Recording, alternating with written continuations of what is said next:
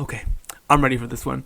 Hey, what's up, you guys? It's your boy Drew back again with another video for all you soccer fans out there. And today, we're going to talk about DC United possibly considering hiring Jill Ellis as their new head coach after the firing or mutual leaving of Ben Olsen at the helm for almost a decade. It's going to be controversial probably. It's going to be crazy. But I need to give you guys my perspective, my thoughts, and what I think this could mean and how I think this could probably play out and whether I think it would be a good idea or not. But before we do that, if you guys love soccer, especially U.S. soccer, and if you don't, you're a coward. You should love U.S. soccer. Consider subscribing to the channel because this channel focuses on hopefully growing soccer here in America and giving it the respect it deserves. And also, guys, thank you so much for coming and watching another video of mine on the channel. It really means a lot to me. And I actually just started a Patreon account. I'm still kind of new to it, but I do want to add some little incentives for people who really comment or follow me really closely. And it means a lot to me to see the same people commenting on my videos, to see people that I already know their names, or I know these people when I see their names pop up on my phone that I got a notification on a video. I'm like, oh, it's this guy or this dude or this person right here. It makes me feel like happy. It makes me really want to keep recording more and more as much as I can whenever I get the time. And I know it's been stressful lately, but I really am going to be recording more for you guys, I promise you. And with that, like I said, I do have a Patreon account that I give back to you guys, and that really is going to help support the channel to give you guys even more better quality videos in the future. So the link is down below in the description box. Now, without further ado, let's get to it.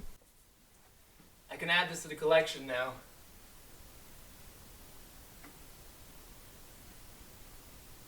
It's good. It's good. All right. A couple months ago, maybe last year or something, I made a video. Yeah, it was before Greg Berhalter got the USA manager job. I made a video predicting maybe how it would be if they give it to Jill Ellis to coach the USA men's national team. And I was like, give her a chance. Why not? Blah, blah, blah, blah. I think it'd be good. We should all be fair and equal. I get it. But I got a lot of backlash in that video, and I understand. At the time, I was like, you're being so close-minded. But I understand for the most part, not the sexist stuff, but the not being blind to it kind of. That is a huge, I feel like that's a big step.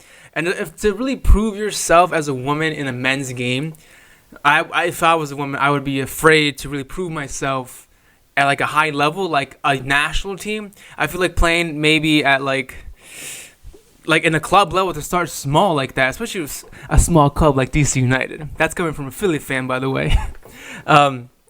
Would be a better option. So I agree with that for the most part. People hating that I would think that she'd be good for the men's national team, which maybe she could have been. We'll never know now, and I doubt we will ever know. But right now, she's a candidate for replacing Ben Olsen at DC United, and I think that's actually groundbreaking. Just the fact that she's a candidate is groundbreaking. If you know American soccer, you must have heard or kind of know of Jill Ellis, and if you don't, let's give you guys a quick rundown of her resume as a manager. It's not anything too complicated, but she started coaching professionally.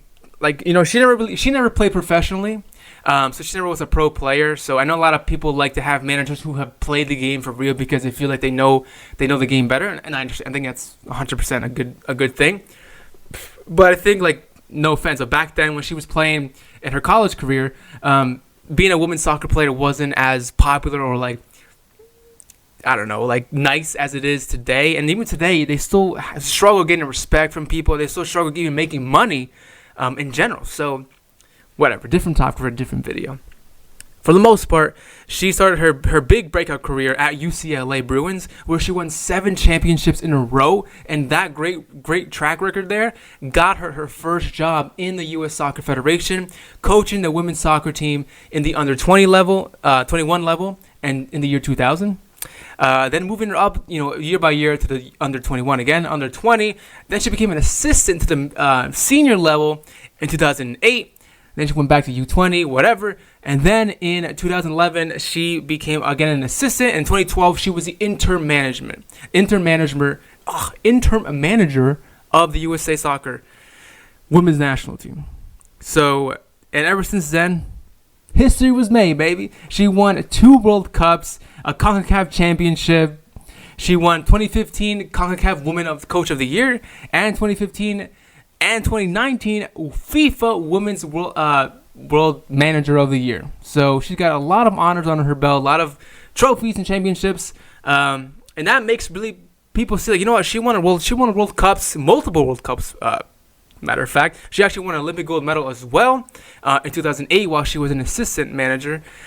So all these honors and all these championships that she's won, it makes people wonder, like, you know what? How would she be coaching a men's team? Because, like, she took this USA soccer team to the freaking top, and they've been there ever since, baby. That's our girls. But if I have to stop, like, gloating about her, I think I have to be a little critical now, just to be fair.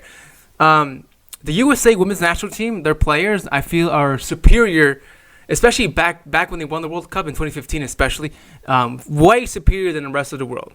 I mean, back then Japan was pretty a big challenge for us, but you saw what happened in 2015 World Cup, baby. We destroyed Japan, so it wasn't even a contest for us. And now that just brings a question, like, going from a big team, coaching a big team, first of all, a national team, and coaching big players like that who are, like, amazing at their game in their field, of course, and then coming to a team, like a small team, like a team that's absolutely trash this year, and trying to be a manager of these scrubs. Like, DC United is having the worst season probably ever. They're last place, not just in the Eastern Conference, but last place overall. So that's something that she's gonna have to come in here and clean up. Like, she's not the one to take bullshit either. Like, she has a big ego player. She'll put them in their place. Like, she's not afraid of anybody. To her, actually, she's not in no rush to get into manager again. She's not in no rush to get into the managing world of soccer again. She said that herself, actually. And she also has stated that she thinks a step into coaching a men's soccer team is not a step up for her. She thinks it's probably a step sideways. And I feel like a team like DC United is definitely a step down.